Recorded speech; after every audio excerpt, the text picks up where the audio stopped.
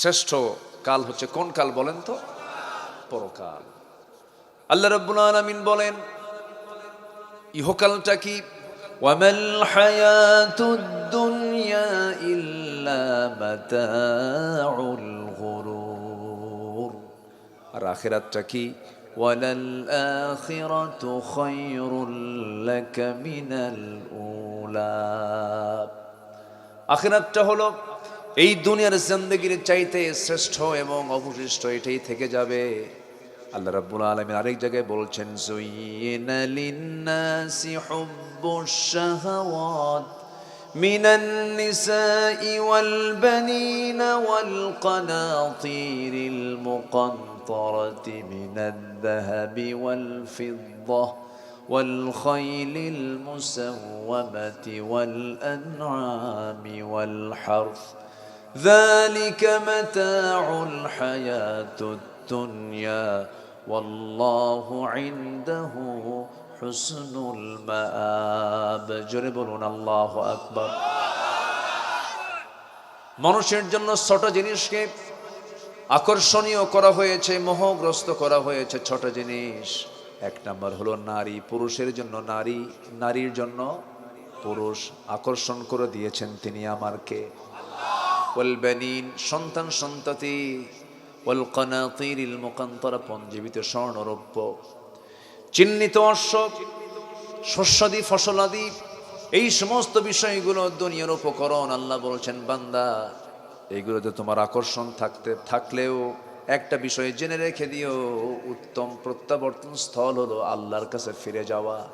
আল্লাহ সর্বনিম্ন যে বান্দাকে জান্নাতটা দিবেন, সর্বনিম্ন জান্নাত হবে 10টা পৃথিবীর মতো একটা জান্নাত। জোরে বলি সুবহানাল্লাহ। কয়টা পৃথিবীর মতো? 10টা পৃথিবী। মনে হয় ছোট হয়ে গেল নাকি? ছোট হয়েছে? 10টা পৃথিবীর মতো একটা জান্নাত আল্লাহ পাক দিবেন। আর এই জান্নাত পাওয়ার জন্য সপ্তাহে একদিন জুমার নামাজ, তাও নিয়ত করে কি জানেন? আল্লাহ আমিও সময় পাই না, তুমিও ছাড়ো না। আল্লাহু আকবার। 10টা পৃথিবীর মতো একটা জান্নাত দেওয়া হবে। আর সেই বান্দার নামাজের হালতটা দেখেন। সম্মানিত ভাইয়েরা, সব তো মরার পরই পড়ে আছে, দুনিয়া তো কিচ্ছু না। মরার পরই সবকিছু, আমাদের সবকিছু পড়ে আছে, আমরা সবকিছু পাবো মরার পরে। জোরে বলি ইনশাআল্লাহ। আর জোরে বলি ইনশাআল্লাহ।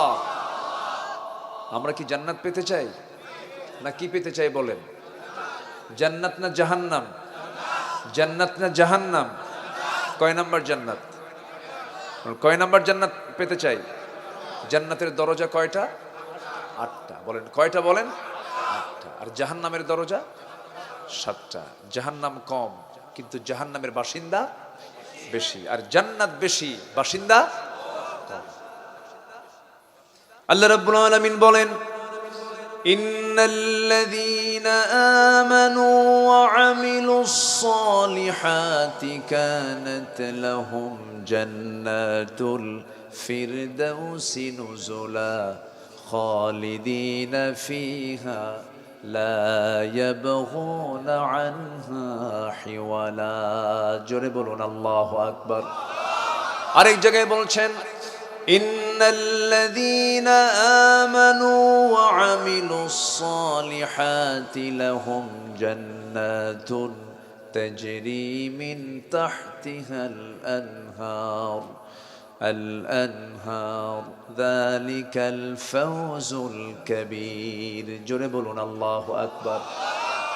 একটা হলো সূরা কাহাফ, আরেকটা হলো সূরা বুরুজ। আল্লাহ রাব্বুল আলামিন বলেন ঈমান যারা আনবে, নেক আমল যারা করবে, আমি তাকে এমন জান্নাত দেব যে জান্নাতের নিচ দিয়ে নহর প্রবাহিত, মধুর নহর, দুধের নহর, শরাবের নহর, পানির নহর। কয় নহর হলো? 4টা নহর। জান্নাতের মধ্যে 4টা নহর থাকবে, প্রস্রবণ থাকবে, মধুর নহর, দুধের নহর, পানির নহর, শরাবের নহর। এই 4টা নহর থাকবে। তৃপ্তি মতো আমরা পান করব সেই জান্নাতে গিয়া। দুনিয়ার দুধ পান করলে বুড়া মানুষ আরো বুড়া হয়, ছোট্ট শিশু কিশোর হয়ে যায়। দুনিয়ার পানি পান করলে পরে বুড়া মানুষ বুড়া হয়ে যায়, ছোট্ট শিশু কিশোর তরুণ যুবক হয়ে যায়। কিন্তু জান্নাতের যে পানি, জান্নাতের যে মধু, জান্নাতের যে দুধ পান করবে যে বান্দা একটাবার, সে কোনোদিন বুড়া হবে না। একটু আসতে বলি সুবহানাল্লাহ। বুড়া হলে যে কি আফসোস হয়, যারা বুড়া হয়েছে তারা টের পায়। ঠিক আছে না? মনে হয় বারবার লাইতাশ শাবাব ইয়াউদ, হায়রে আমার যৌবন যদি ফিরে পেতাম, এটা বারবার আফসোস করে। কিন্তু তাদের আশা কি, এই তো বুড়ো হয়ে গেছি, মরে যাব, জান্নাতে গিয়ে আবার যুবক হব। জোরে বলি ইনশাআল্লাহ। জান্নাতে গিয়ে কি হয়ে যাব? যুবক হয়ে যাব, চির যুবক, চির যৌবন হয়ে যাবে, চির যৌবন, কোনোদিন বুড়ো হবে না। জোরে কান সুবহানাল্লাহ। সেই জান্নাত কি সবাই নিতে রাজি আছেন? নামাজ না পড়া জাতির তো সমস্যা একটাই, জাতি নামাজ পড়ে না, জানেন? নামাজ পড়ে না, নামাজের কোনো কর্মসূচি নাই। দলীয় কর্মসূচি আছে কিন্তু নামাজের কোনো কর্মসূচি নাই। যে দলের দলীয় কর্মসূচিতে নামাজ নাই সেটা কিসের দল? আসতে কোন কেন?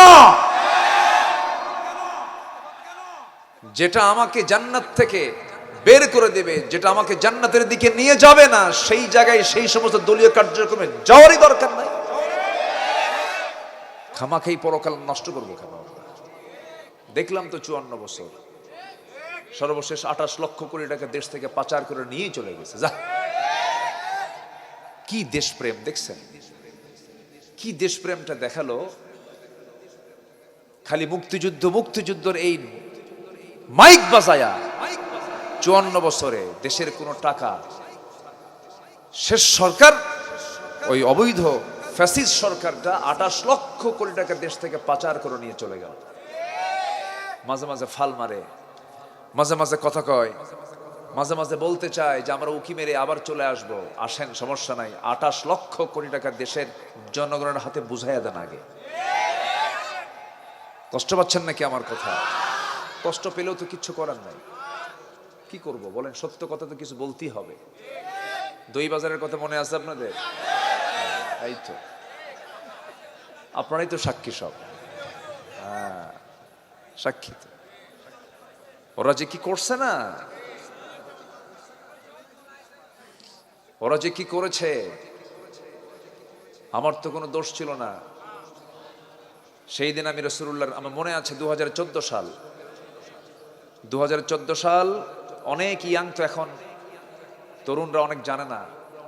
এখনকার আধুনিক তরুণ যারা হয়তো 19 বছর 20 বছর বয়স, তারা তো জানার কথা না। জি ঠিক আছে, ঠিক আছে, আলহামদুলিল্লাহ।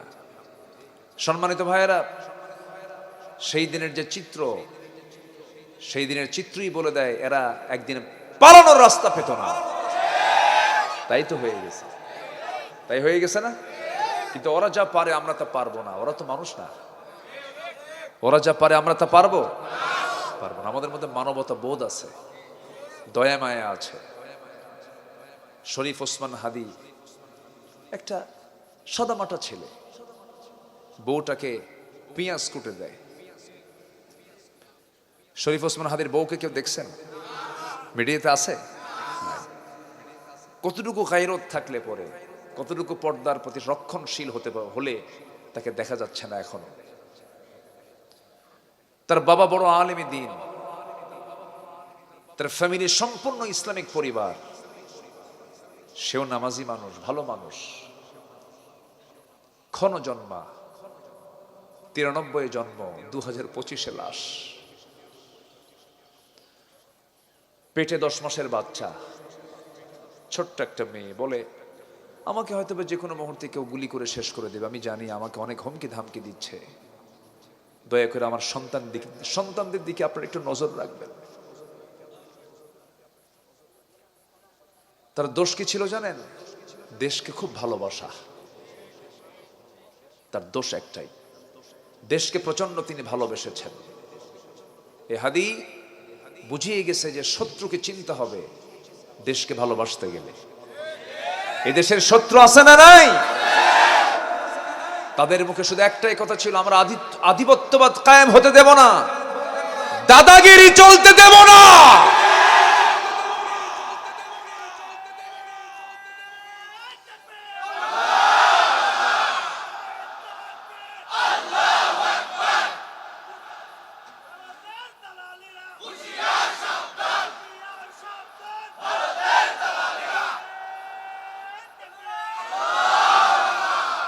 আমাদেরকে বললো এতদিন ধরে রাজাকার, কিন্তু ট্যাগ আর লাগলো না, কিছুই হলো না। শেষে শেষে তারুণ্য এই প্রজন্ম বলে ফেললো আমি কে তুমি কে, রাজাকার রাজাকার। কিছু হইলেই রাজাকার ট্যাগ লাগায় দিত, যা মনে হতো তাই বলতো।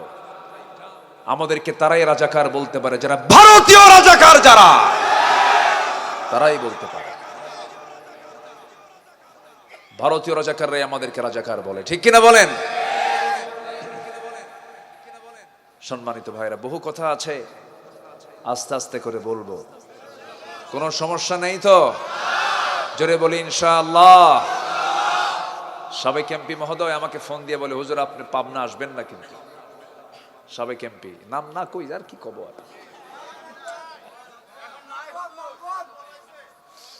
তো প্রিন্স না, রাজপুত্র, কোথায় রাজপুত্র? তার নেতারই তো দাম নাই এখন, পালায় গেছে, পালায়া। আলেমরা পালায় না। 2009 সালে আমার ফার্স্ট সফর ছিল, হজের সফর ফার্স্ট। 2009 সালে যাই, আল্লামা সাইদ রাহিমাহুল্লাহর ছিল জীবনের শেষ হজ, আর আমার ছিল প্রথম হজ। হুজুরকে বললাম, হুজুর উনি রয়্যাল গেস্ট হয়ে গেছেন হজে, সৌদি গভর্নমেন্ট তাকে দাওয়াত দিয়েছেন। তো বললাম যে হুজুর আপনি দেশে ফিরবেন না। আমরা সবাই মিলে বললাম, কেন?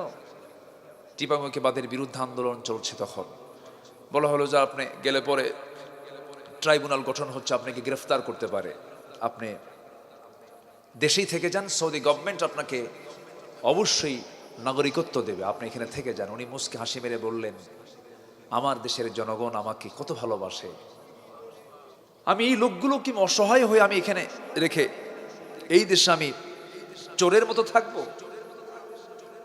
এটা তো চোরের মতো থাকা। আমার দেশের জনগণ, আমার কর্মীরা মজলুম থাকবে, আর আমি আরামে এখানে সময় কাটাবো, চোরের মতো পালায় থাকবো। সাইদি পালায় থাকার মানুষ না, উনি ফিরে এসেছেন। আর উনি কি ফিরে এসেছেন, আর এরা কি করে? পালায়। দেশকে খুব ভালোবাসি, লজ্জা নাই, শরম নাই। কষ্ট পাচ্ছেন নাকি আপনারা?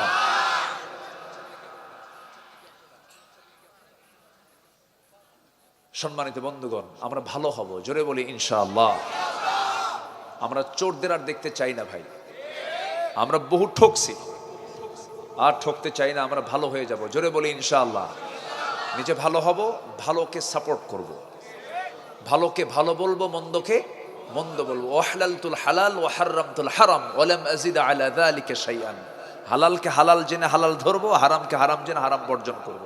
ওয়া লাম আযিদ আলা যালিকা শাইআন। ইয়া রাসূলুল্লাহ, হে রাসূল আমি এর চাইতে কিছু বেশি করব না, আমি কি জান্নাত পাবো? রাসূল বলেন, এই আমলে তোকে জান্নাত নিয়ে যাবে, যা।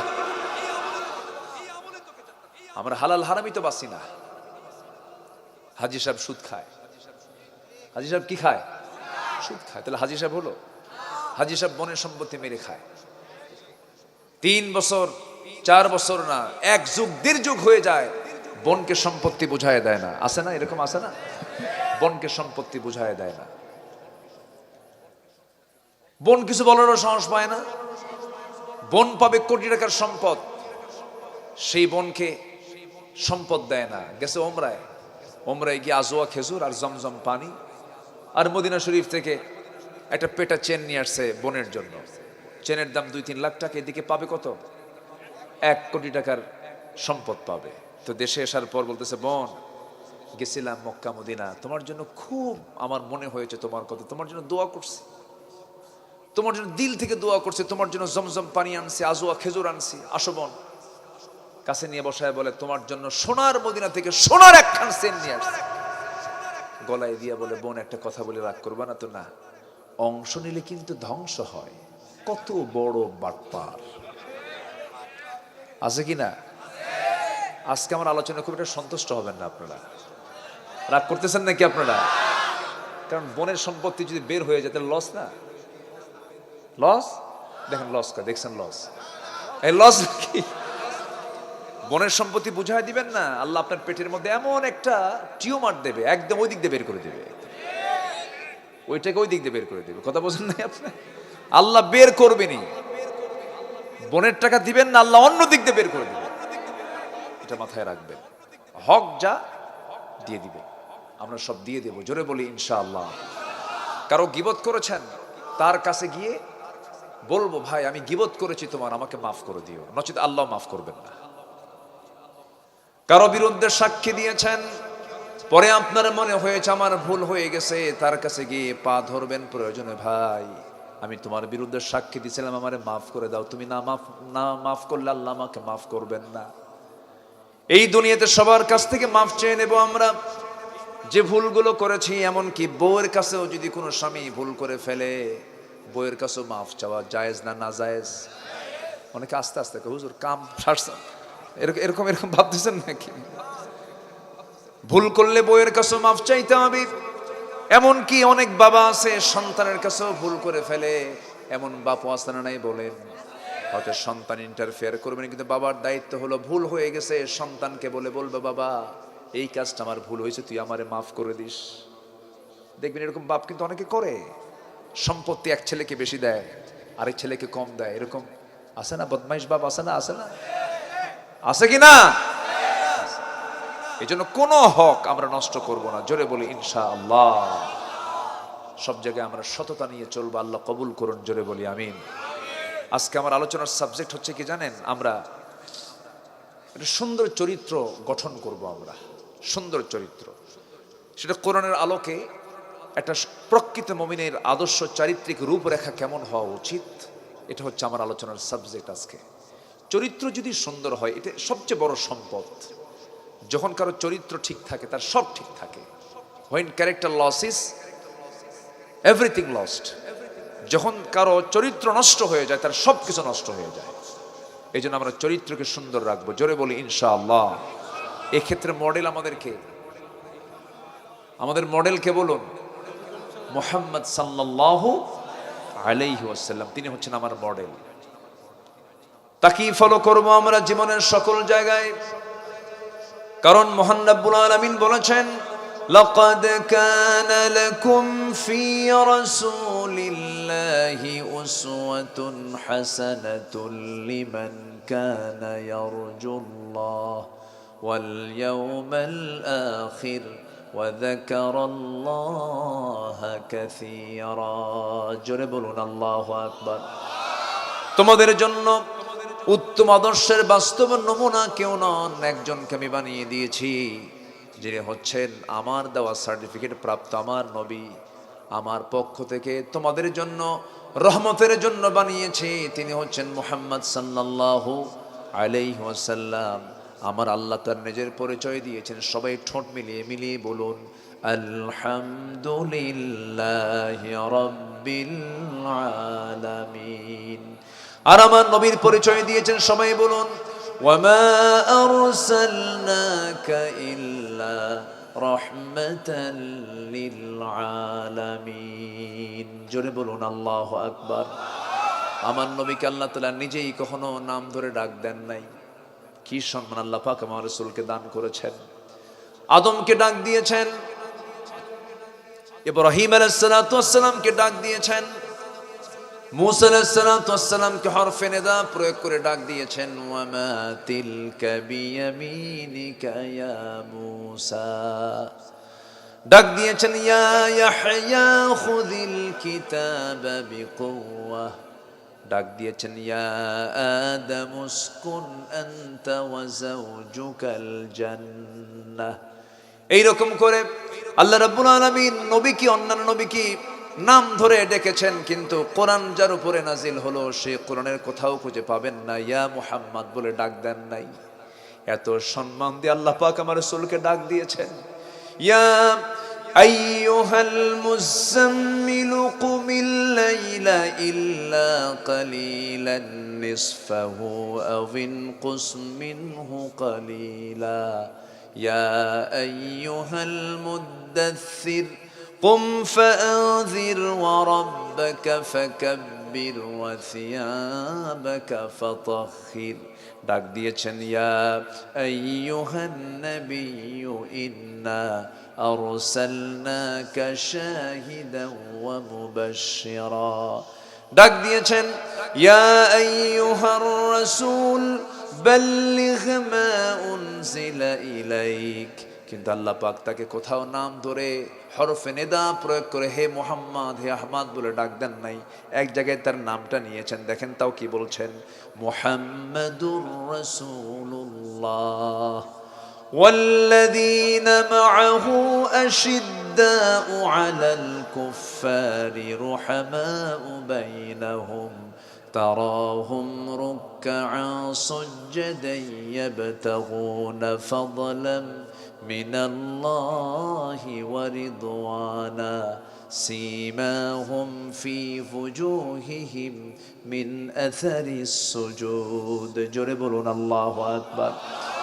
সেই নবীর সম্মান, সেই নবীর মর্যাদা আল্লাহ পাক এত বাড়ায়া দিয়েছেন, যার জীবনে, যার মুখ থেকে একটা মিথ্যা কথা বের হলো না, যার মুখ থেকে অযাচিত, অনাকাঙ্ক্ষিত, অপ্রত্যাশিত কোনো শব্দ চয়ন হলো না, বাজে বেহুদা কোনো কথা মুখ থেকে বের হলো না, যার চারিত্রিক সনদ, যার চারিত্রিক যে পুরস্কারটা পৃথিবীর কেউ দেয় নাই, দিয়েছেন একমাত্র, চিল্লা বলুন কে? আর সেই রাসূল কিনা আমার দেশে মাঝে মাঝে নাটক চলে, কটূক্তি চলে। ওই ব্লগারগুলো এখনো আমার দেশে অক্ষত আছে, কেমন আমার বুঝে আসে না। কি যেন এক বাউল সম্রাট নাকি আবুল সরকার, মনে আছে নাকি আপনাদের?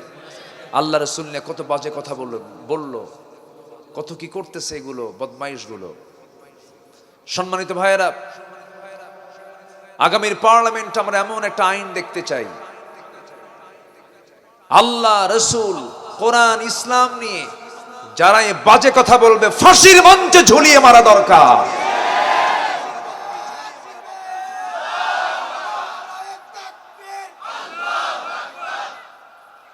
এমন একটা কোন কুলাঙ্গার আর বাজে কথা বলার সাহস পাবে না। নাই তো আইন তো নাই। এদেশে মন্ত্রীকে গালি দিলে জেল হয়, রাসূলকে গালি দিয়ে বুদ্ধিজীবী হয়। সম্মানিত ভাইয়েরা, আমার দেশে কিছু দালাল আছে না নাই বলেন তো? আছে না নাই? গতকালকে দালালদের কিছু পত্রিকা পড়ছে মনে হয় না, বদমাইশ। আমরা পোড়াপড়ি পছন্দ করি না, ঠিক আছে, কিন্তু বাংলার স্বাধীনতা নিয়ে, এই দেশের স্বাধীনতা নিয়ে কোন ষড়যন্ত্র করলে কোনো ছাড় দেওয়া হবে না, ঠিক কিনা? ছাড় দেওয়া হবে না। শহীদ হাদির রক্তকে আমরা সম্মান করি। শোনেন, একটা কথা বলি, খুব ডিপ কথা। জীবন দেওয়া এত সহজ না। যত রক্ত লাগে দেব, প্রয়োজনে লোক পাঠাবো, আমি যাব না। এটা হচ্ছে অবস্থা। হাদির প্রত্যেকটা কথা, শরীফ ওসমান হাদির প্রত্যেকটা কথা দিলে আঘাত লাগার মতো কথা, দিলে একটা প্রভাব ফেলে, দিল থেকে এই কথাগুলো বের হয়। সে বিজয়ী, সে আমাদেরকে পরাজিত করে দুনিয়া থেকে বিদায় নিল। আল্লাহ তুমি তার কবরটাকে জান্নাতের নূর দিয়ে মুনাফফার করে দাও। তার ছোট্ট সন্তানের জিম্মাদার তুমি আল্লাহ নিজে হয়ে যাও। যার যায় সে তো বোঝে, যার যায় সেই তো বোঝে। আপনি যাকে গুলি করে হত্যা করলেন, আপনাকে সন্ধ্যার পরে ওই যে লোকটাকে আপনি গুলি করেছেন তার আত্মীয় স্বজনদের, তার স্ত্রী পরিবার পরিজনের বাড়ির আশেপাশে একটু ঘোরাফেরা করেন, বুঝতে পারবেন একটা মানুষ মরে গেলে তার পরিবারের কত কষ্ট হয়। সম্মানিত ভাইয়েরা, এই পর্যন্ত যত প্রজন্ম আমাদের তরুণরা শাহাদত বরণ করেছে, প্রত্যেকটা হত্যার বিচার বাংলার জমিনে হতে হবে, হবে ইনশাআল্লাহ। ইনশাআল্লাহ বলুন, হবে। কিন্তু দরকার হলো আইনের শাসন। কিসের শাসন দরকার? আইন হবে কি দিয়া? আসতে বলবেন না, কি দিয়া? এটাই অনেকে মানতে চায় না, এটার উপর ঈমান আনে না। খালি কয় যে নামাজ রোজা মানবো, কিন্তু এই আইন এটা মানবো না। এরকম আছে কিনা বলেন? আচ্ছা, যারা বলবে আমি নামাজ মানবো আল্লাহর আইনে, সমাজ মানবো না আমি আল্লাহর আইনে, ওর ঈমান আছে না গেছে? ওর ঈমান আছে। সম্মানিত ভাইরা, আমি পাবনায় অনেক আগের থেকে আসি, খুব ভালো লাগে। আমাকে 10 বছর তো ফেরেশতারা আসতে দেয় নাই। ফেরেশতা কেন বললাম? ফেরেশতাও চোখে দেখা যায় না, এদেরকেও চোখে দেখা যাচ্ছে না, সব নিখোঁজ হয়ে আছে, মনে হয় নাই ওরা। কি অহংকার, কি প্রাউড, কি না করলো ওরা। সবকিছু ধুলার সঙ্গে মিশিয়ে দিয়েছেন যিনি, তিনি আমার কে? আসতে বলবেন না, তিনি আমার কে? আল্লাহ আছেন না নাই?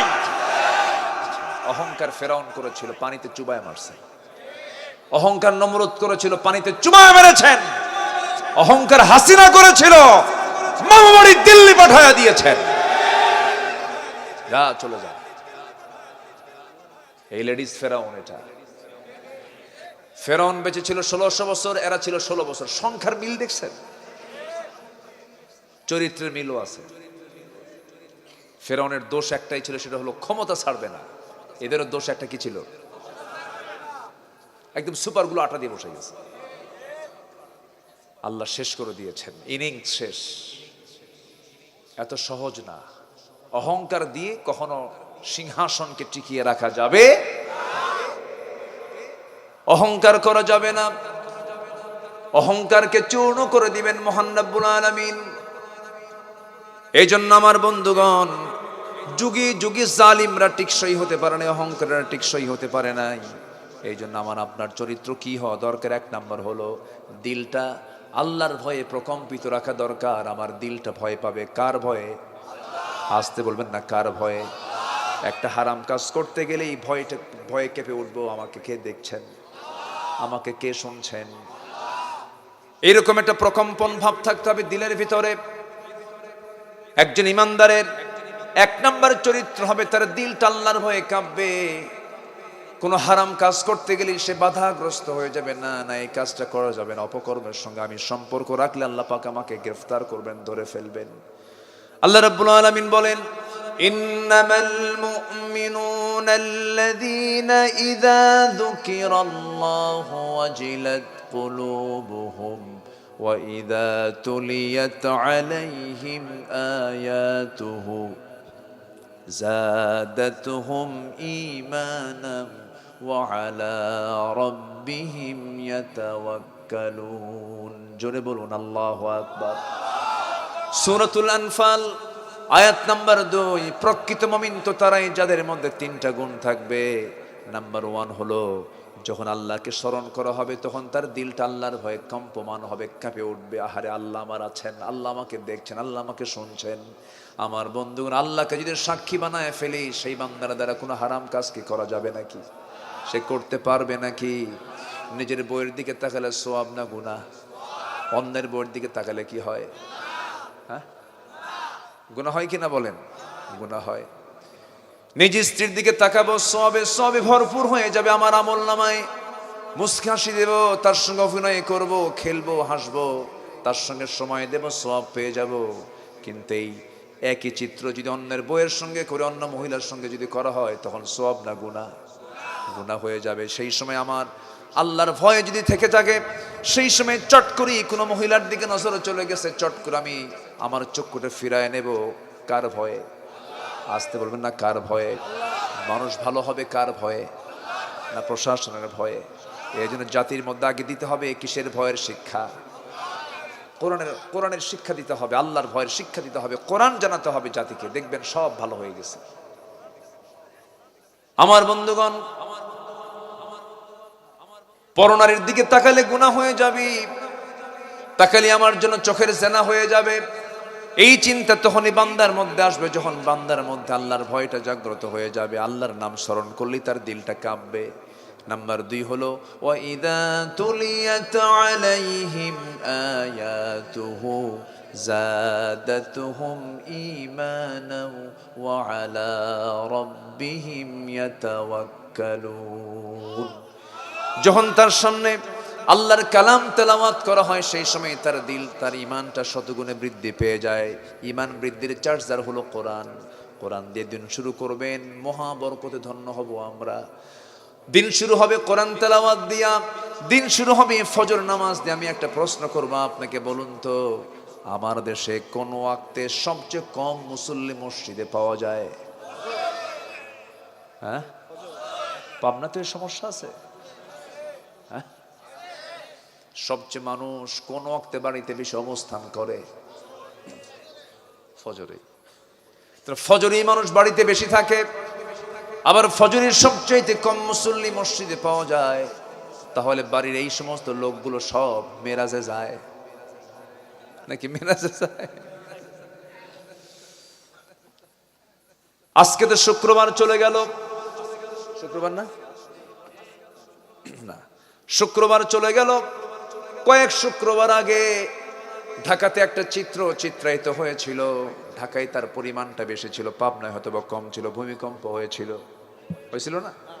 ভূমিকম্প যখন শুরু হলো সকাল 10:30টার দিকে, যখন ভূমিকম্প শুরু হলো, ঢাকার কোন একটা বিল্ডিং, ডিওএইচএস বলেন, গুলশান বলেন, বাড়িধারা বলেন, ধানমন্ডি বলেন, সমস্ত হাইফাই সোসাইটি এলিয়ার শ্রেণীর যত বড় বড় 20 তলা 30 তলা বিল্ডিং গুলো থেকে একটা ফ্ল্যাটেও কোনো লোক ছিল না। সব মারছে দৌড়। কোথায় চলে গেল? রাস্তায়। কোথায় কোথায় কোথায়? ভিআইপি হয়েছে রাস্তার ফকির। ভিআইপি কি হয়ে গেছে? রাস্তার ফকির বানায় সবগুলোকে বাড়ি থেকে বের করে দিলেন মহান রব্বুল আলামিন। একটা শুধু ঢেউ মেরেছেন, একটা শুধু ধাক্কা মেরে দিয়েছেন। ভূমিকম্পের একটা হালকা একটা ধাক্কা মারার সঙ্গে সঙ্গেই কোনো বিল্ডিং এ কোনো ফ্ল্যাটে মানুষ নাই, সব কি জুতা পায় না খালি পায়? শুধু ফকির না, বড় ফকির। কি ঠিক আছে? জুতাও পায় নাই, মনে হয় শার্ট প্যান্ট কোটটাই ছিল। তাও ছিল কি? লুঙ্গি আর গেঞ্জি, ঘরের পোশাক। মা তার সন্তানকে থুইয়া, সন্তান তার মাকে থুইয়া, স্বামী তার বউকে রেখে, বউ তার স্বামীকে রেখে যেদিক থেকে চান্স পাইছে মারছে দৌড়। সব বাইরে গিয়ে দাঁড়ায় আছে। কার ভয়ে? আল্লাহর ভয়ে না? আল্লাহর ভয়ে। আল্লাহর ভয়ে যদি বেরই হতো, 10:30টায় বের হতো না, ফজরে বের হতো। কোন সময় বের হতো?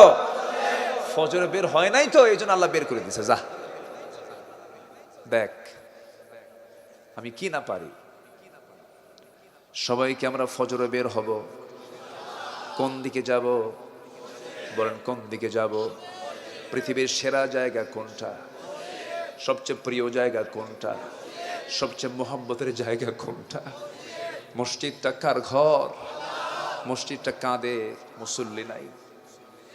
মসজিদ আজকে কাঁদে, মুসল্লি নাই। ফজরের সময় মাঝে মাঝে 3 জন মুসল্লি পাওয়া যায়, মাঝে মাঝে 4-5 জন থাকে, তাও বুড়া চাচা। যখন বলা হয় চাচা আপনি এত কষ্ট করে মসজিদ আসেন, বুড়ি নাই, সময় যায় না, এই জন্য আসছি। বুড়ি থাকলে তাও আসতো না। কি কথা কি বুঝতেছেন আপনারা? এই হচ্ছে অবস্থা। আমি কিন্তু বাস্তব কথা বলছি ভাই। মসজিদগুলো কাঁদে। বিশাল মসজিদ, কি সুন্দর টাইলস ওয়ালা, এসি ওয়ালা মসজিদ, মুসল্লি নাই। আবার শুক্রবারে যে মুসল্লিগুলো 5 ওয়াক্ত নামাজ মসজিদে পড়ে, 2 কাতার, 1 কাতার, 2 রাকাত, 1 কাতার হয়, 3 কাতার হয়, জোহর আসর মাগরিব হয়, যারা মোটামুটি নামাজটা পড়ে, শুক্রবারে যখন চলে আসে এত মুসল্লি হয়, অতিরিক্ত মুসল্লির ঠেলে আসল মুসল্লি জায়গা পায় না। ঠিক আছে না? প্রথম কাতারের মুসল্লি হয় কারা জানেন? পাঞ্জাবি একখান খদ্দরের লাগায়া আর মসমসা লুঙ্গি পইরা, মোস একখান 2.5 ইঞ্চি হাইব্রিড জাতের মুজিবর মার্কা। কি মার্কা? কি রাগ করতেছেন নাকি আপনারা? আমাদের জাতির পিতা কে? আমাদের জাতির পিতা কে? আমাদের জাতির পিতা ইব্রাহিম কি মোসওয়ালা না দাড়িওয়ালা? আমরা মোসওয়ালাকে মানি না, ঠিক কিনা? আমরা মোসওয়ালা মানি না। মোসের পানি খাওয়া কি? এক মদারু মদ খাচ্ছে, মোস উল্টায়া। তুমি মোস উল্টায় মদ খাও মানে? কে মোসের পানি খাওয়া হারাম, তো এই জন্য উল্টায় খাই। রাগ করা যাবে না ভাই, আমি যা বলছি একটু হক কথাই বলছি। একটু ফিরে আসেন না। কি দরকার এগুলো করার? নামাজ নাই, কালাম নাই, চরিত্র নাই, কিচ্ছু নাই, ওগুলো নেতৃত্ব মানার দরকার আছে ভাই? বলেন তো দরকার আছে? কোনো দরকার নাই। বাঁচবো কয়দিন? আমরা মরে যাব তো? কেউ তো বাঁচার জন্য আসিনি। যদি পৃথিবী থেকে না মরতাম তখন একটা হিসাব টিসাব করতাম। মরে যাব আমরা, লাভটা কি? এই যে আব্বা আব্বা বসেন বসেন বসেন। গেদা সল না, এই গেদা কয় না, কি কয়? গেদা, গেদা সল খাবুল হয়তো মাহলুকে। হ্যাঁ, আব্বা বসো। আমরা কেউ না উঠি, জোরে বলি ইনশাআল্লাহ। খুব সুন্দর আপনারা, আলহামদুলিল্লাহ। পাবনার মানুষ খুব মেধাবী, পাবনার মানুষের মেধা খুব শার্প, খুব মেধাবী মানুষ। কেন আমি এটা গবেষণা করে দেখছি, এদের এই পাবনার মানুষ ঘি বেশি খায়, দুধ বেশি খায়, তাই না? দুধের মধ্যে প্রচুর শক্তি, হাড় গঠন করে, বুকের শক্তি বাড়ায়, গায়ের শক্তি বাড়ায়, এবং জান্নাতের খাবার এটা, আলহামদুলিল্লাহ বলেন। আর সেই দুধ আবার করে কি ভাইজান, সে দুধ আবার 1 মণ দুধ, ওর মধ্যে 1 কেজি চাল দিয়ে জাল দিতে দিতে দিতে দিতে কমায়া পায়েস বানায় ফেলে, এত ঘন। ওই পায়েস যে পেটে হজম হয়, ওটা হচ্ছে আন্তর্জাতিক পেট, ওটার নাম দিচ্ছি আমি আন্তর্জাতিক পেট, বুঝলেন? তো পাবনার মানুষ কি, তাদের প্রিয় কি বলেন? পায়েস। দুধকে আপনারা বেশি ভালোবাসেন, এটা অন্য এলাকায় কিন্তু এই খাবারটা কম, এটা আপনার জেলার জন্য এক্সট্রা আপনাদের একটা অর্জন, বলি আলহামদুলিল্লাহ। আজকে কিন্তু পায়েস খাই নাই, আমার রিপন ভাই সব খাওয়াইছে, এমন কোনো মাছ নাই, পদ্মার পাড়ের যা আছে সব খাওয়াইছে, কিন্তু পায়েসটা পাই নাই। পায়েস না পাওয়াই ভালো, কারণ ওটা হজম করার মতো পেট আমার না। খুব ভালো, আলহামদুলিল্লাহ। পাবনায় আসলে আমি মিশে যাই, খুব ভালো লাগে আমার। মাঝে মাঝে আগে যেতাম, এখন সময় পাই না, আমি মাঝে মাঝে হেমায়তপুরও যাই, ওখানে কিছু প্রেসিডেন্ট দেখে আসি। আপনাদের পাবনা জেলা তো প্রেসিডেন্টও আছে, ওই প্রেসিডেন্ট না, এই হেমায়তপুরে ওই মানসিক হসপিটাল আছে, সেখানে মাঝে মাঝে যাই, দেখা সাক্ষাৎ করে, দেখলেই বলে হুজুর এদিকে আসেন, আমি কিন্তু এই দেশের প্রেসিডেন্ট। কি কথা কি বুঝলেন কি, এরকম করে বলে। এক একজনের বক্তব্য শুনলে মনে হয় জহিরুদ্দিন মোহাম্মদ বাবর, সম্রাট হুমায়ুন সব ফেল তার কাছে, আছে না নাই? বিশাল কারবার। সব মানুষ, আমরা কাউকে হেয় করব না, পাগলকে পাগল বলবো না। আপনারা একটা বড় একটা সেবা নিয়ে বসে আছেন, আপনারা জানেন এটা আপনাদের জন্য জান্নাতের কারণ হতে পারে, সম্মানিত ভাইয়েরা। তাহলে আমরা আমাদের দিলে ভয় আনবো কার? আসতে বলবেন না কার? এই দিলের মাকামে আল্লাহর ভয় থাকলে তখন আমার দ্বারা কোনো হারাম, অপ্রিয়, অসামাজিক, নিন্দনীয়, বর্জনীয় কোন অপরাধ আমার দ্বারা হবে। তাহলে আমি ভালো হব একমাত্র কার ভয়ে? আল্লাহর ভয়ে। আমার বন্ধুগণ, ইমানি শক্তি বৃদ্ধি করতে হবে, ইমানকে মজবুত করতে হবে, ইমানকে তরুতাজা রাখতে হবে। ইমানকে তরুতাজা রাখার উপায় হলো কোরআনটাকে সুন্দর করে স্টাডি করা, কোরআনকে পড়া, কোরআনকে বোঝা, কোরআনকে উপলব্ধি করা, কোরআনকে আত্মস্থ করা, কোরআনের দর্শে বসা, কোরআনওয়ালা যারা, আহলুল কোরআন যারা, তাদের কাছে আস্তে আস্তে করে বসে যাওয়া, দিনগুলো বোঝার চেষ্টা করা। আল্লাহ রাব্বুল আলামিন বলছেন, বান্দারে আমি তোকে চিঠি দিয়েছি, এই চিঠিখানা সুন্দর করে পড়বি, উত্তর রেডি করে আসবি, আমি তোর উত্তরটা দেখব, যদি পছন্দ হয় আমি তোকে জান্নাত দিয়ে দেব। আমি পড়লামই না, উত্তর রেডি করবো কেমনে বলেন? আমাকে পড়ার দরকার আছে না নাই বলেন তো? শুধু হুজুররা পড়বে? যার জান্নাত দরকার তার পড়তে হবে, যার জান্নাত দরকার তার পড়তে হবে। জান্নাত যার দরকার নাই, কোরআন পড়ার দরকার নাই। এই জন্য অবশ্যই সবার জন্য কোরআনটা জানা দরকার। আমার বন্ধুগণ, আর জীবনের সকল জায়গায় আমরা ভরসা করব কার উপরে বলেন? ওয়া আলা রাব্বিহিম ইয়াতাওয়াক্কালুন। আল্লাহর প্রতি যদি কমপ্লিট ভরসা কারো থাকে, সে কখনোই স্ট্রোক করবে না সহজে, তার হার্টের প্রবলেম কম হবে, ব্রেন প্রবলেম কম হবে, কারণ সে আস্থা রাখবে একমাত্র কার উপরে? আল্লাহ, তুমি ভরসা। এটা কিন্তু একটা প্রশান্তি, কিন্তু এটা প্রশান্তি না? বিশাল প্রশান্তি। আল্লাহ তোমারই ভরসা, আল্লাহ তোমার উপরই ভরসা হচ্ছে, যা হবে আল্লাহ তুমি করবা। দেখবেন আপনার হার্ট, আপনার ব্রেন অনেক হালকা হয়ে গেছে। আরে কি হবে, ওরে কি হলো রে, ও এরকম আছে না, এরকম আছে না, আছে না? এদিকে শীত হয়ে পড়ে গেছে না, ঠান্ডা মাথায় সব ভরসা করব কার উপরে? আল্লাহর উপরে। আল্লাহ রাব্বুল আলামিন এই দুনিয়াতে যত মানুষ পাঠিয়েছেন, সকল মানুষের মধ্যে সবচেয়ে বেশি বালা মুসিবত দিয়েছেন হলো নবীদের উপরে। আশাদ্দুন নাসি বালাউল আম্বিয়া ফাল আমসাল সুম্মাল আমসাল। আল্লাহ রাব্বুল আলামিন সকল পয়গম্বরকে বালা মুসিবত সবচেয়ে বেশি দিয়েছেন। ঈমান যার যত মজবুত, পরীক্ষা তার তত বেশি। আদম আলাইহিস সালাতু ওয়াস সালাম জান্নাতের মধ্যেই ছিলেন, কিন্তু শয়তান ওয়াসওয়াসা দিল, ফাওয়াসওয়াসা লাহুমা, জান্নাতে টিকতে পারলেন না।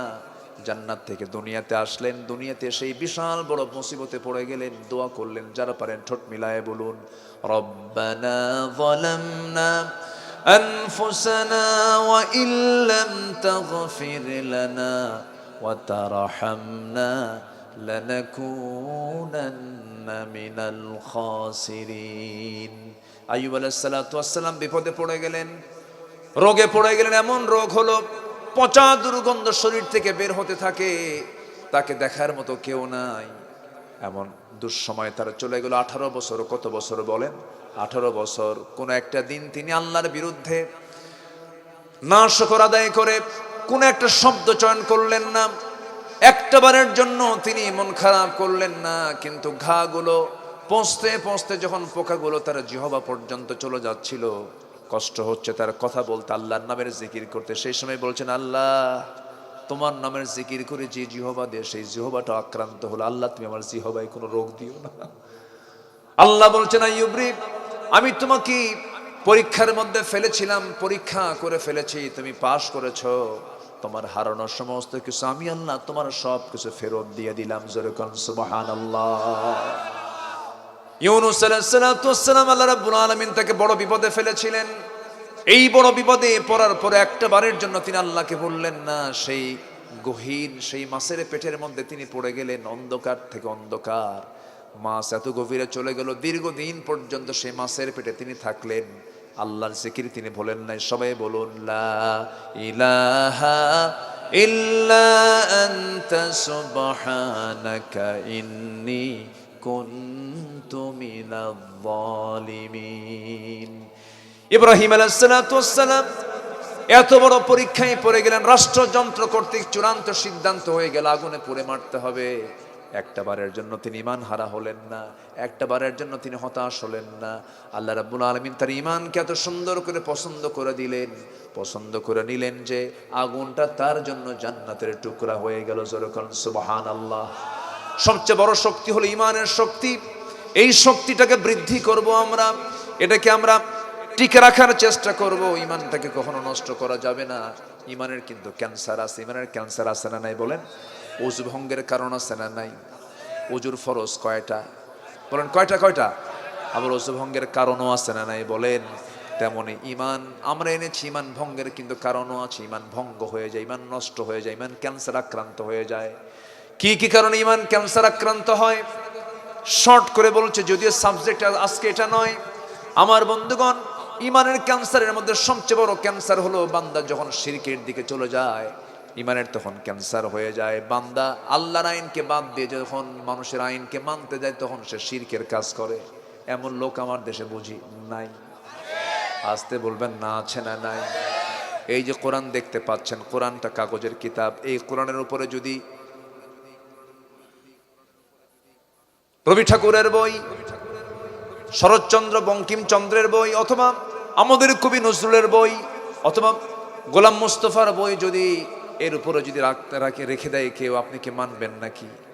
মানবেন না। বলবেন না, না, যত বড় দামি কিতাব হোক না কেন, কোরআন তো আল্লাহর বাণী, সবার উপরে থাকবে, নিচে সব রাখো।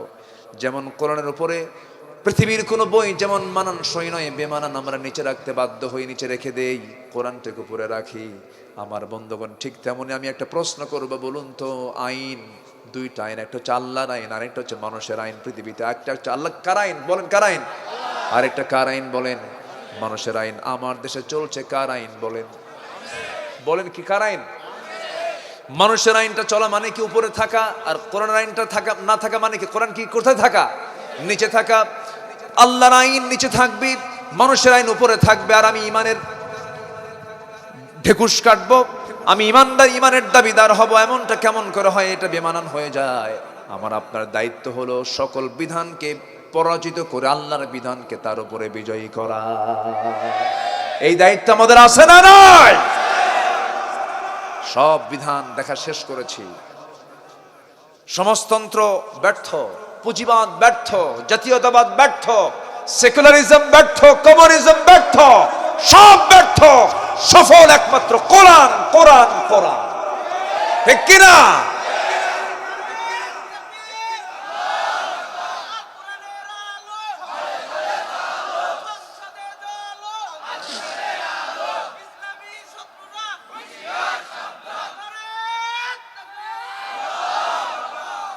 সবাই কি ইমান কি টিকে রাখতে রাজি আছি তো ইনশাআল্লাহ? দুই একজন করে ওঠে, কি করব? ওই যে ভাই উঠলো, ভাই কনে যান? মাজা লেগে গেছে জি, বসেন। মাশাআল্লাহ। হুজুর সালাম দেখে নেব না হুজুর? জি মাশাআল্লাহ, আলহামদুলিল্লাহ। না থাকুক, সমস্যা নাই। আমি খুব খুশি আলহামদুলিল্লাহ। নড়েন না চড়েন না, এক জায়গায় বসে আছেন, এত রাত হয়ে গেছে, আল্লাহর মেহেরবানি। বলি আলহামদুলিল্লাহ। তাহলে ইমান আনা যায়, কিন্তু ইমান টিকে রাখা কি সহজ? টিকে রাখা খুব কঠিন। মদের বোতল যখন আসে খালি জিব্বাই শুধু নড়ে, আছে না? এখানে এরকম আছে না? আছে। করা যাবে না। নিজের বউ থাকতে অন্য মহিলার দিকে ফেল ফেল করে ছায়া থাকে, আছে না? এরকম আছে না? নাই? আছে না? নাই? ইমান কন্ট্রোল করতে হবে। ইমান রক্ষা করা কঠিন ব্যাপার, ইমান রক্ষা সহজ না। নতুন বিয়ে করছে, বউটা একটু কালো। বউটা একটু কি কালো? কালো কে করে দিয়েছেন বলেন তো? যে কালো সে কি সেই নিজে কালো হয়েছে? কে বানায় দিছে? তো বউটা একটু কালো হয়েছে, হয়তো দেখতে গেছে, পছন্দ টছন্দ কইরা বাপ মা বিয়ে শাদী করাইছে। বউটা একটু কালো, বাড়িতে আসার পর 3 দিন পরে কান্দে। এই কান্দিস কেন, কি হয়েছে? সুমনের বউ দেখতে কত সুন্দর। দেখছেন, নজর গেছে সুমনের বউয়ের দিকে। তাহলে অন্যের বউয়ের দিকে নজর গেলে কি নিজের বউ কখনো সুন্দর থাকে? ও সুমনকেও থাকলে আবার মন খারাপ করবেন না, মুরব্বি বলতেছে। ও আজকে শুধু আমি পারি? দেখেন উনি আবার ওটা ধরে দিচ্ছে কিন্তু আবার, যে এরকম সুমন নামে যেন কেউ মাইন্ড না করে আবার। জি, তাহলে আমাদের অবশ্যই ইমানের হেফাজত করার দরকার আছে না নাই বলেন তো? ইমানকে আমরা কন্ট্রোল করব, জোরে বলি ইনশাআল্লাহ। ইমান শুধু ধাক্কা মারে, শয়তান ইমানের কি, ইমানে এসে কি করে? ধাক্কা মারে, নিয়ে যায় একদিকে, চলে যা এইদিকে চলে যা। আমার বন্ধুগণ, আমার দেশের মানুষ ইমান কি সস্তা দামেও বিক্রি করে দেয়। অনেক সময় নির্বাচন চলে আসে, এসে বলে ভাই একটু দেখো, আমি তোমাকে একটা প্যাকেট দিয়ে দিলাম, বিড়ির প্যাকেট দিলাম, সামান্য বিড়ির প্যাকেটে ইমান বিক্রি করে শেষ। আছে কিনা? আছে কিনা? আছে কিনা? ধরেন একটা চেয়ার, ক্ষমতার চেয়ার এটা, এই চেয়ারে বসে বিচার করবে, এই চেয়ারে বসে আইন পাশ করবে, এই চেয়ারে বসে বান্দার মাঝে বিচার ফয়সালা করবে। বলুন তো, এই চেয়ারে একটা চোর বসা দরকার না ভালো মানুষ বসা দরকার? ভালো মানুষ। এখানে হক হলো কোন লোকের বসা বলেন? ভালো মানুষের বসা। এটা হচ্ছে হক তার। এটা কি হক? দুইজন মানুষ সামনে আপনি দেখতে পেলেন, একজন চোর, একজন ভালো মানুষ। আপনার কাছে বড় একটা আমানত চলে আসলো, তুমি কাকে পছন্দ করো তুমি দেখে নাও। এখন আপনি যদি চোরকে পছন্দ করেন, চোর নির্বাচিত হলো, ওই চোর চুরি করবে, গুনাহ আপনার আমল নামায় জমা হবে। তাহলে কি চিন্তার বিষয় আছে কিনা বলেন? চিন্তার বিষয় আছে। আমার বন্ধুগণ, আবার আপনি একজন ভালো মানুষকে সমর্থন দিলেন, চেয়ারে বসালেন, সে ভালো কাজগুলো করবে, আপনার আমল নামে ভালো কাজের একটা অংশ চলে যাবে। আমার বন্ধুগণ, এই জন্য আমার বন্ধুগণ, কোনো কাজ ইবাদতের বাইরে নয়, সব কাজের মধ্যে ইবাদত আছে না নাই বলেন? ইবাদত আছে। ইমানকে আমরা হেফাজত করব, ইমান নিয়ে আমরা বাঁচতে হবে, আমাদের ইমানটিকে রাখতে হবে।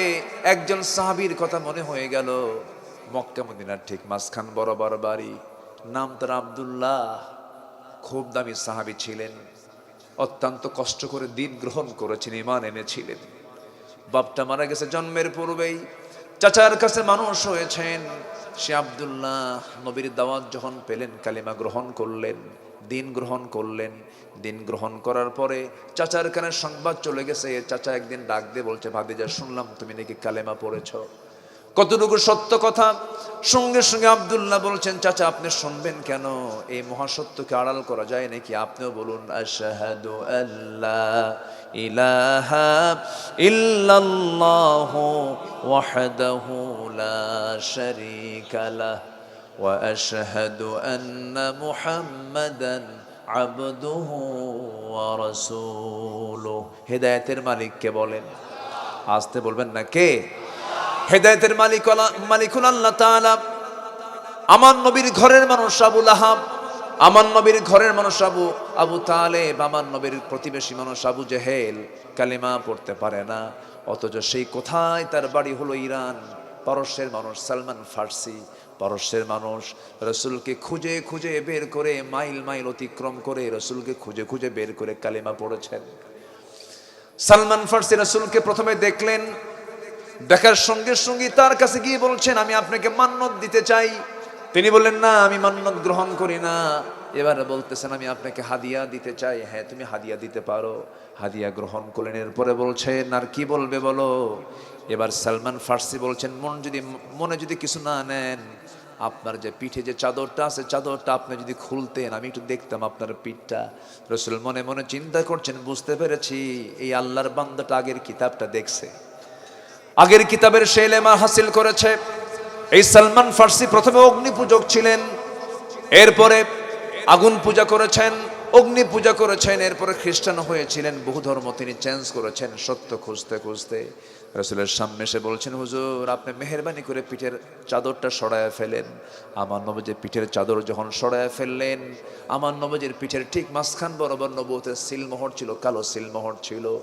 দেখা মাত্রই লাফ মেরে গিয়ে নবুয়তের সিলমোহরে চুমু খেয়ে বলছেন, আপনি সত্যি আল্লাহর নবী, চুল পরিমাণ কোনো সন্দেহ নাই। যেরকম সুবহানাল্লাহ। অথচ আবু তালেব এই দৃশ্যগুলো কতবার দেখেছেন। আবু লাহাবও জানতো, আবু তালেবও জানতেন, আবু জেহেল আল্লাহর নবী শুধুমাত্র গ্রহণ করে নাই না একটা কারণ, সেটা হলো কায়েমি স্বার্থের কারণে। আমার বাপ দাদা করে গেছে, সামাজিক বিষয়, এটা কেমন করে ছাড়ি, এটা কেমন করে বাদ দেই, এরকম বাধার সম্মুখীন হওয়া মানুষ এখনো দুনিয়াতে আছে না নাই? আমার বাপ চোর, আমি না চুরি না করে থাকতে পারি, এরকম আছে না নাই? আচ্ছা, এরকম হওয়া যাবে না। ইমানের কাছে কোনো আপোষ নাই, ইমান তো ইমানের জায়গায় রাখতে হবে। সে আব্দুল্লাহ কালেমা গ্রহণ করলেন। চাচা বলে ফেলতেছে, ভাতিজা আব্দুল্লাহ তুমি যদি দিন না ছাড়ো, তুমি কি জানো তোমার কি হতে পারে? চাচা কি করবেন বলেন? এবার বলছে, তোমার সমস্ত সম্পত্তিগুলো লোকজনদেরকে ডাক দিয়ে তোমার কাছ থেকে জোর করে নিয়ে নেব আমি।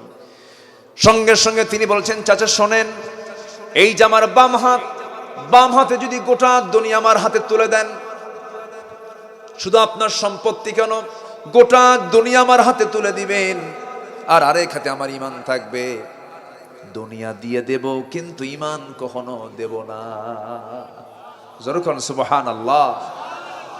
চাচার মুখে মাটি পড়ে গেল, অপমান বোধ হলো তার। থাপ্পড় মেরে ভাতিজাকে জমিনে ফেলে দিয়া সবাই মিলে মারতে মারতে মারতে মারতে রক্তাক্ত করে ফেলে জমিনে ফেলে দিয়া গায়ের জামা টেনে ছিঁড়ে পরনের লুঙ্গিটা পর্যন্ত খুলে ফেলে তাকে উলঙ্গ করে ঘর থেকে বের করে দেওয়া হলো। আব্দুল্লাহ ঘর থেকে বের হয়ে রক্তাক্ত চেহারা নিয়ে, উলঙ্গ দেহ নিয়া মার দরজার কাছে গিয়ে বলছে, মা দরজা খোলো। মা দরজা খোলা মাত্রই অবাক হয়ে তাকিয়ে আছে। এবার বলছে, মা আমার দিকে তাকায়ও না, আমার চাচা আমাকে উলঙ্গ করে ঘর থেকে বের করে দিয়েছে। দেখো তো ঘরের মধ্যে কোনো কিছু আছে নাকি? ঘরের মধ্যে একটা চাদর পাওয়া গেল, সেই চাদর দিয়ে তার কোনো মতো সতরটা ঢাকলো। এবার তিনি বলছেন, মা আমি তোমাকে খুব ভালোবাসি, কিন্তু আমার নবীর চাইতে বেশি নয়, আমি আমার নবীকে বেশি ভালোবাসি। মা আমার জন্য দোয়া করো। পৃথিবীর কোনো দরবার আমার পছন্দ হয় না, আমি আমার নবীর দরবারের দিকে রওনা দিয়ে দিলাম। সব কিছু ছেড়ে দিয়া, দুনিয়ার সব কিছুর মায়া, সম্পত্তির মায়া, সব কিছুর মায়া ছেড়ে দিয়া নবীর দরবারের দিকে রওনা দিলেন। নবীর দরবারে পৌঁছে গেলেন। নবীর দরবারে যখন পৌঁছে গেছেন, শীতকাল, আরবে 2 মাস শীত থাকে, ওই শীতের ভিতরে চলে গেছেন নবীর দরবারে। নবীর দরজার কাছে গিয়ে নক করেছেন, আমার নবী যে দরজা খুললেন, দরজা খোলার সঙ্গে সঙ্গে আমার নবীজি দেখতে পেলেন হাত কাঁপতেছে, পা কাঁপতেছে, টকবগে যুবক, সুন্দর চেহারার অধিকারী। নবীজির মায়া হলো, ঘরের মধ্যে ঢুকলেন, একটা চাদর আমার নবীজি করলেন কি, আমার নবীজির ব্যবহৃত সুন্দর দুটা জুব্বা, মোটা দুইটা জুব্বা, মোটা ধরনের দুটা জুব্বা হাতের মধ্যে নিয়ে বাইরে বের হলেন। বাইরে বের হয়ে বলছেন, আব্দুল্লাহ দুটা জুব্বা দিলাম, তাড়াতাড়ি জুব্বা পরে, শীতটা লাগবে, তুমি ঠান্ডায় আক্রান্ত হবে, তাড়াতাড়ি জুব্বাটা পরে নাও। বিস্তারিত শুনলেন। রাসূল বলছেন, আব্দুল্লাহ চিন্তা করো কেন, তোমার চাচা তোমাকে বস্ত্রহীন করে ঘর থেকে বের করে দিয়েছে, আর বিশ্বনবী তোমাকে বিশ্বনবীর শ্রেষ্ঠ জুব্বাগুলোর মধ্যে দুটো জুব্বা তোমাকে উপহার দিয়েছে। জোরে কান সুবহানাল্লাহ। ঈমান আনলে লস না লাভ? ঈমান আনলে লস না লাভ? নবীর জুব্বা পরে আছেন সাহাবী। রাসূল বলছেন, আব্দুল্লাহ সোজা চলে যাও, কোনো টেনশন করো না, কোরআন হাতে নাও, কোরআন তেলাওয়াত করো। রাসূল বলছেন, আব্দুল্লাহ তুমি কিছু চাও না কি? বলো, আমি আল্লাহর কাছ থেকে চেয়ে তোমাকে নিয়ে দেব। কি চাও বলো, আমি আল্লাহর কাছে বলবো। আব্দুল্লাহ দুনিয়ার কিছু চাইলেন না। আব্দুল্লাহ শুধু বলছেন, ইয়া রাসূলুল্লাহ, আমি আপনার কাছে এই জিনিসটাই চাবো যেটা দুনিয়ার জন্য নয়। আল্লাহ যেন আমাকে মৃত্যুর রাজপথ শহীদি মৌত যেন আল্লাহ পাক আমাকে দান করেন। এই দোয়াটা যখন চাইলেন, এই দোয়া চাওয়ার সঙ্গে সঙ্গে আমার নবীজি দুহাত তুলে আল্লাহর দরবারে দোয়া করে বলছেন, আরশের মালিক আল্লাহ রাব্বুল আলামিন, আমার আব্দুল্লাহর জান মাল তুমি কাফের বেঈমানদের জন্য হারাম করে দাও। এই দোয়া করার সঙ্গে সঙ্গে আব্দুল্লাহর মন খারাপ। রাসূল বলছেন, আব্দুল্লাহ তোমার জন্য দোয়া করলাম, তোমার মন খারাপ কেন? আব্দুল্লাহ বলছেন, ইয়া রাসূলুল্লাহ, আপনি আমার জন্য এমন দোয়া করেছেন, কাফের বেঈমানরা আমাকে মারতে পারবে না, রক্তাক্ত করতে পারবে না, আমি শহীদ হব কেমন? আমি তো শহীদ হতে পারবো না। রাসূল বলছেন, আব্দুল্লাহ রে, টেনশন করো কেন? ওয়াইম্মা তাআলা ফিরাশিহি, যদি তোমার মধ্যে যদি শহীদ হওয়ার চেতনা লালন হয়ে থাকে, বিছানায় যদি মরো, আল্লাহ পাক তোমাকে শহীদের দরজা দিয়ে দিবে। জোরে বলেন সুবহানাল্লাহ। যুদ্ধে রক্তাক্ত হয়ে শহীদ হওয়া তকদিরের ব্যাপার। একটা সাহাবীর কথা আমার বারবার মনে পড়ে, খালিদ বিন ওয়ালিদ রাদিয়াল্লাহু তাআলা আনহু 250 যুদ্ধ করেছেন। কত? 250 যুদ্ধ করার পরও তিনি বিছানায় কাতরাতে কাতরাতে দুনিয়া থেকে বিদায় নিয়েছেন। যেদিন তার মৃত্যুর সময় চলে আসছে, অত্যন্ত মন খারাপ তার। ওমরে ফারুক তাকে দেখতে গেছেন। দেখতে যাওয়ার পর তার চোখ বেয়ে টপ টপ করে পানি পড়ছে। ওমরে ফারুক বলছেন, খালিদ তুমি কান্দো কেন? আমি মনে হয় তোমাকে কষ্ট দিয়েছি। মানে ওমরে ফারুক একবার তাকে সেনাপতির পদ থেকে তাকে সৈনিক বানায়া দিয়েছিলেন। মানুষের ধারণা হলো খালিদ যে যুদ্ধে যায় সেই যুদ্ধে মুসলমানদের বিজয় হয়, খালিদ মানেই বিজয়, শিরকের গন্ধ। এই জন্য ওমরে ফারুক করলেন কি, সেনাপতির পদ থেকে তাকে সৈনিক বানায়া দিয়েছিলেন। সেই দিন দেখতে গিয়ে বলছেন, তোমার চোখে পানি কেন? খালিদ আমাকে মাফ করে দিও, তুমি আমার পরে মন খারাপ করেছো কেন? না, আমি আপনার পরে মনক্ষুণ্ণ হই নাই, আপনি আমিরুল মুমিনিন, খলিফাতুল মুসলিমিন, কিন্তু আমার বড় দুঃখ, বড় আফসোস। 250 যুদ্ধ করলাম, কত বন্ধু আমি হারালাম, কত বন্ধু একটা যুদ্ধে গিয়ে শহীদ হয়ে জান্নাতে চলে গেল, আর আজ পর্যন্ত এত যুদ্ধ করার পরও আমার গায়ের একটা ফোঁটা রক্ত জমিনে ঝরল না, আমি শহীদ হতে পারলাম না, শহীদের মর্যাদা পেলাম না। ওমরে ফারুক বলছেন, খালিদ মন খারাপ করো কেন?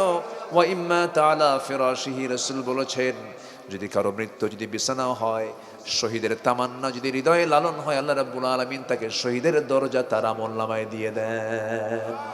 জোরকান সুবহানাল্লাহ। রাসূল বলেছেন, আব্দুল্লাহ মন খারাপ করো না, যাও।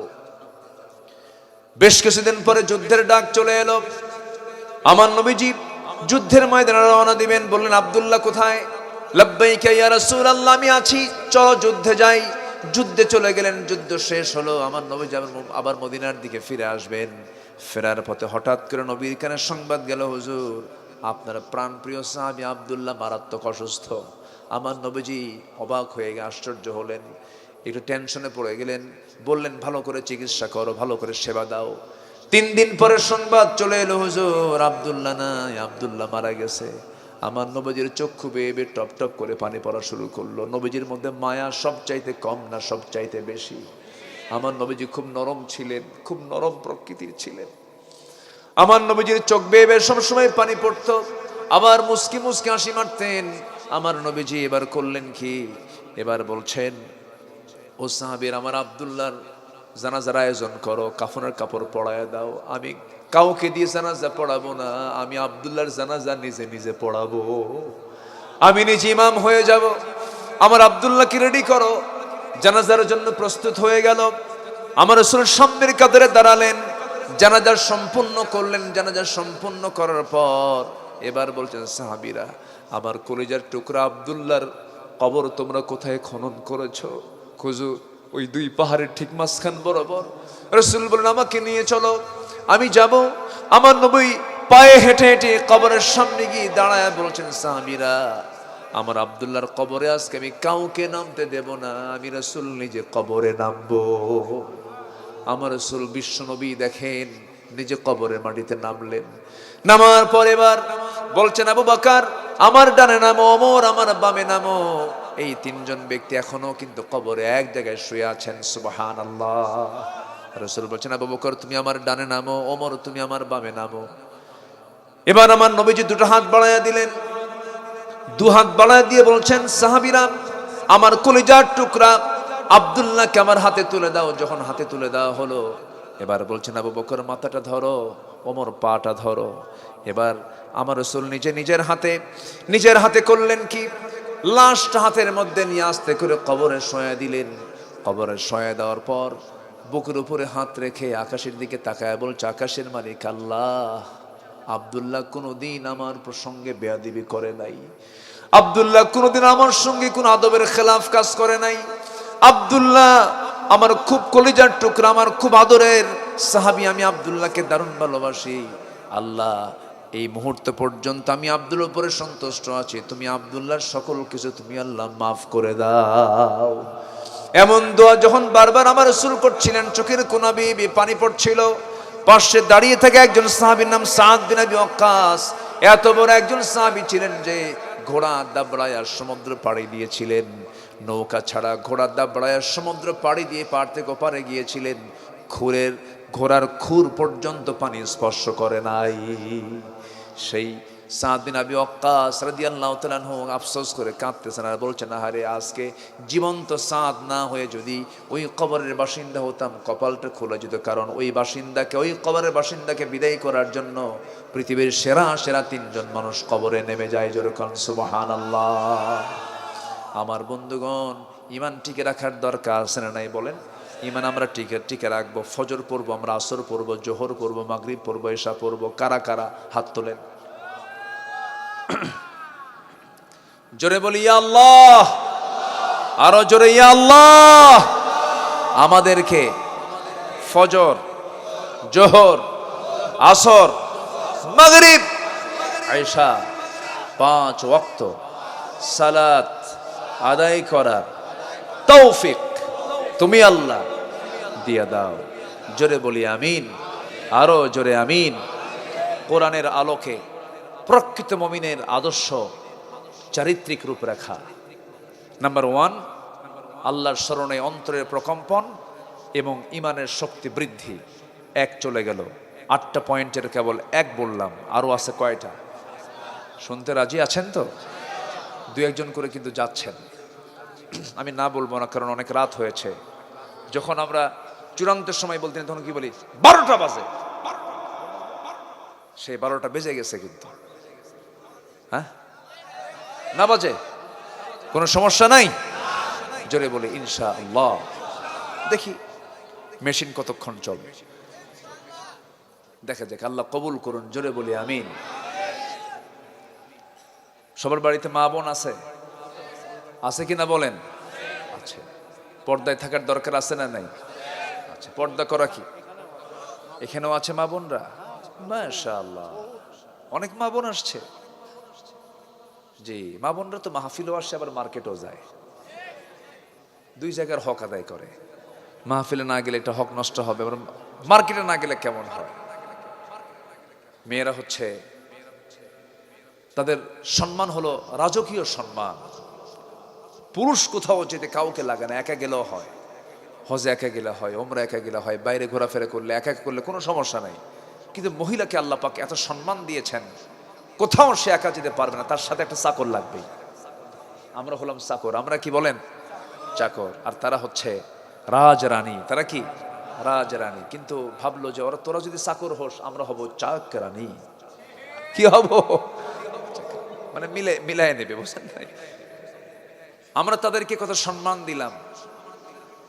একটা মহিলা যদি 1000 কোটি টাকার মালিক হয়, তবুও দায়িত্ব হলো দেখা আর্থিকভাবে স্বামীর দায়িত্ব না বইয়ের দায়িত্ব? স্বামীর দায়িত্ব। বিশাল ব্যাপার। পৃথিবীতে শুধুমাত্র ইসলামই দিয়েছে এক নারীকে এত সমান, এত অধিক মর্যাদা যে নারীর সম্পদের কোনো ক্ষয় নাই। কি নাই? ক্ষয় নাই তো, ব্যয় নাই তো, কোনো ব্যয় নাই। ছেলের জন্য ব্যয় করা লাগবে না, মেয়ের জন্য ব্যয় করা লাগবে না, স্বামীর জন্য না, সংসারের জন্য না, কোনো দায়িত্বই নাই, টাকা পয়সার ফাংশনই নাই। খালি পাবে, স্বামীর কাছ থেকে পাবে, ছেলের কাছ থেকে পাবে, মেয়ের কাছ, মোহরের টাকা সব পাবে, শুধু রিজার্ভ। সব কি? রিজার্ভ। এরপরে কয় আমার নাই। কি কথা কি বুঝতেছেন?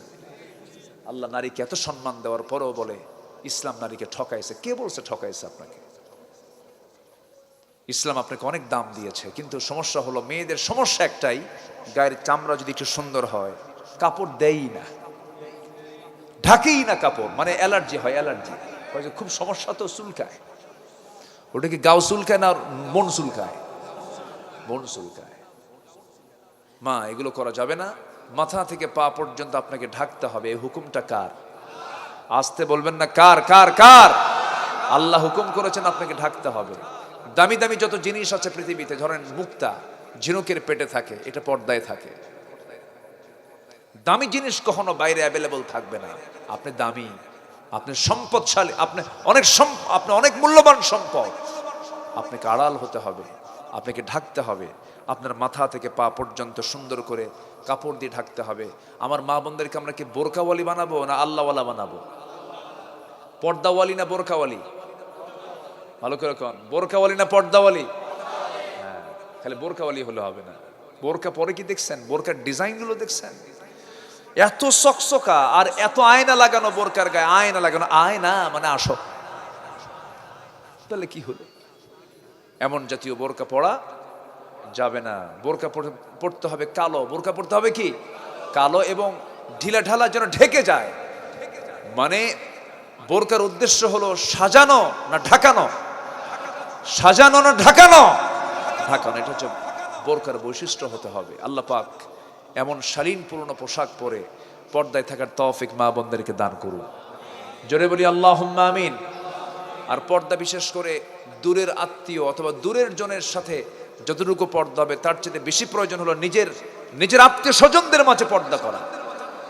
কোন আত্মীয় স্বজন, যেরকম দুলা ভাই, যদিও আত্মীয় কিন্তু দেখা করা জায়েজ নাই। নিজের কি বলবো, চাচাতো ভাই, মামাতো ভাই, খালাতো ভাই, ফুফাতো ভাই, দেখা করা জায়েজ আছে নাকি? শুধু খালাতো ভাই শুধু খালার বাসায় আসে ঘন ঘন ঘন ঘন, খালাম্মা আসসালামু আলাইকুম, খালাম্মা মানে খালাতো বোন একটা আছে, তখন খালার বলতে হবে এত সালাম দেওয়ার দরকার নেই, তুই আসিস না, যা। কি কথা কি বুঝতেছেন আপনারা? এই সমস্ত ক্ষেত্রে খুব সতর্ক থাকবো আমরা। বেড়া ক্ষেত খায়। এলাকায় আছে নাকি এই কথা? এলাকায় এই কথা আছে? বেড়া ক্ষেত খায়। নিজের কাছের মানুষগুলো বেশি ক্ষতি করে ফেলে। এই জন্য পর্দার দিক থেকে আমরা এই সমস্ত বিষয়ে সতর্ক থাকবো। দুলাভাইয়ের হুন্ডায় শালি কখনো আপনি শালিকে চড়বেন না, বিপদে পড়ে যাবেন। দুলাভাই কয় ওঠ, ধমক মারে কয় ওঠ, হুন্ডায় ওঠ। শালি মনে মনে ভাবে যে কি করবো, ওঠা তো লাগবেই। দুলাভাই মানুষ, বারবার বলতেছে উঠছে, একটু পিছনেই উঠছে, মাঝখানে গ্যাপ রাখছে যেন গায়ের সঙ্গে গা না লাগে। দুলাভাই সামনে যে এমন ব্রেক মারছে, এক ব্রেকে গ্যাপ পূরণ। এই আসে না, এরকম আসে না? গ্যাপ পূরণের কোনো সুযোগ দেওয়া যাবে না। নিজের সতীত্বের দিকে খেয়াল রাখতে হবে। আল্লাহ পাক প্রত্যেক মাকে পর্দা অবলম্বন করার তৌফিক দান করুন। জোরে বলি আমিন। আচ্ছা, আমাদের চারিত্রিক রূপরেখা 8টা। এর মধ্যে নাম্বার 2 হচ্ছে আল্লাহ এবং রাসূলের পূর্ণ আনুগত্য আমরা করব। এক জায়গায় না, সব জায়গায়? সব জায়গায়। নাম্বার 3 হলো দায়িত্ব এবং জবাবদিহিতার ভারে বিগলিত হৃদয় আত্মসমালোচনায়। অর্থাৎ জবাবদিহি একদিন করতে হবে কার কাছে বলেন তো? এই দায়িত্ব সম্পর্কে সচেতন থাকা। এমন ব্যক্তি হচ্ছে ইমানদারের চরিত্র। এমন চরিত্র হবে ইমানদারের চরিত্র, যার মধ্যে জবাবদিহিতার অনুভূতি থাকবে যে আমি আল্লাহর সামনে গিয়ে আমাকে জবাব দিতে হবে, এমন করে আমাকে চলতে হবে। এরপরে নাম্বার 4 হলো ইবাদতে নিরহংকার হওয়া, বিশুদ্ধ চিত্ততা নিয়ে ইবাদত করা। ইবাদত করবো একমাত্র কার জন্য? আল্লাহর জন্য। কাউকে দেখানোর জন্য ইবাদত করা যাবে না। নাম্বার 5 হলো ওই সমস্ত ব্যক্তির চারিত্রিক রূপরেখা হবে হলো ধোঁকাবাজি, প্রবঞ্চনা মুক্ত সৎ জীবন যাপন করা। ধোঁকাবাজি করা যাবে না। ইমাম বুখারী রাহমাতুল্লাহ আলাইহি তিনি একটা হাদিস সংগ্রহের জন্য একটা লোকের কাছে গেলেন, তার কাছে একটা হাদিস ছিল। তো যাই দেখেন সে বেচারি ছাগলকে খাবার খাওয়াচ্ছে, গাছের পাতা খাওয়াচ্ছে। তো পাতা একবার দেয় একবার দেয় না, একবার দেয় একবার দেয় না, মানে তাকে লোভ দেখাচ্ছে। তো সঙ্গে সঙ্গে ইমাম বুখারী ভাবলেন যে লোকটা একটা অবলা জন্তুর খাবার দিতে নিয়ে এরকম ধোঁকাবাজি করে, ওর হাদিসই নেব না। যা, কি কথা কি বুঝতেছেন? তাহলে এরকম একটা ধোঁকাবাজি, প্রবঞ্চনা, এই জাতীয় আচরণ ইমানদারের জীবনে থাকতে পারে না। তাকওয়া নাম্বার 6 হলো তাকওয়া অবলম্বন করুন। তাকওয়াটা কোথায়? বাইরে না ভিতরে? আত্তাকওয়া হুনা, আত্তাকওয়া হা হুনা। তাকওয়া হচ্ছে এই জায়গায়, ভিতরের দিকটা আমরা সুন্দর করব, জোরে বলি ইনশাআল্লাহ। এরপরে নাম্বার 7 হলো, নাম্বার 7 হচ্ছে অধীনস্থদের সাথে সুন্দর আচরণ করা। মালিক শ্রমিক বন্ধুর মতো হবে। মালিক শ্রমিক কিসের মতো হবে? বন্ধুর মতো হবে। প্রিন্সিপাল এবং কর্মচারী, একটা কলেজের প্রিন্সিপাল এবং ওই প্রতিষ্ঠানের কর্মচারী বন্ধুসুলভ আচরণ হবে, অত্যন্ত বিনয়ের আচরণ হবে। কিন্তু অত্যন্ত রূঢ় আচরণ করে এমন কিছু পাষণ্ড লোক আছে না নেই বলেন তো? আচ্ছা, এগুলো ইমানদারদের চরিত্র হবে না। সর্বশেষ নাম্বার 8 হলো জীবনের সকল জায়গায় অন্যায় বিচার না ন্যায় বিচার, ন্যায় বিচার প্রতিষ্ঠা আপোষহীন থাকতে হবে। এই গুণগুলো, এই চারিত্রিক রূপরেখা আমাদের জীবনে আল্লাহ পাক বাস্তবায়ন করার তৌফিক সবাইকে দান করুন। এই আশাবাদ কামনা করছি। রাতও বেশি হয়েছে, যতটুকু হয়েছে আমরা বলে ফেলি আলহামদুলিল্লাহ। তো জোরে বলি আলহামদুলিল্লাহ। জিকির করি লা ইলাহা, আচ্ছা আচ্ছা জি, লা ইলাহা। একটু বসেন, উঠতেছেন কেন? আমাকে না বলে যাচ্ছেন, এটা কেমন কথা? একটু বসেন বসেন বসেন, একটু বসেন। আমরা আর কিছুক্ষণ সময় আমরা কথা বলি, শেষ করে দেব। মাহফিলটা একটা মসজিদ কেন্দ্রিক, যেহেতু মসজিদ কেন্দ্রিক মাহফিল, মেহেরবানি করে দিল থেকে যদি কেউ কিছু দিতে চান, পাবনার মানুষ তো প্রচুর দান করে।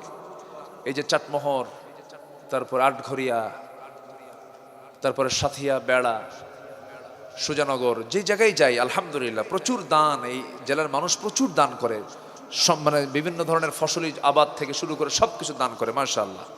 তো আজকের দানে পাবনা শহরের মানুষ যেন পিছিয়ে না থাকে। আল্লাহ পাক তুমি সবাইকে দিল থেকে দেওয়ার তৌফিক দাও, জোরে বলি আল্লাহুম্মা আমিন। কেউ না উঠি, আমরা একসঙ্গে দোয়ায় শামিল হব। যিনি চলে যাচ্ছেন তিনি কৃপণতা দেখাচ্ছেন, আল্লাহর কাছে চাওয়ার দরকার আছে না নাই বলেন তো? আচ্ছা।